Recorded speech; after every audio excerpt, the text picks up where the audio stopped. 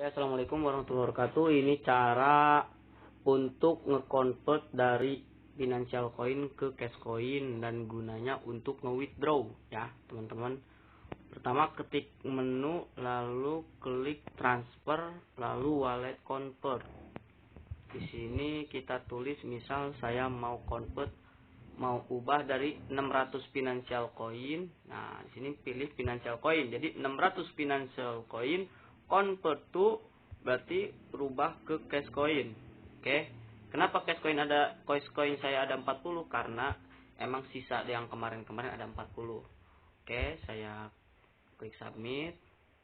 Nah, setelah ini sukses, kita klik dashboard. Di sini terdapat 580 ya. Lalu kita withdraw. Klik withdraw untuk ke FCC ya.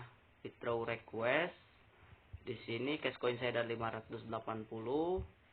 Withdraw, klik 500. Karena apa? Karena maksimal withdraw itu 500 cash coin. Nah, oke. Lalu klik submit. Oke.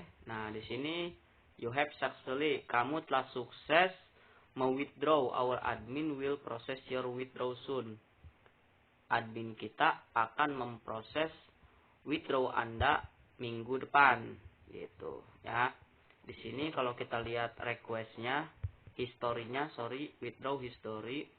Di sini saya sudah mau withdraw ya, 180 pending, 100 pending, 100 lagi pending, 250 pending, 500 pending, dan yang terakhir 500 pending.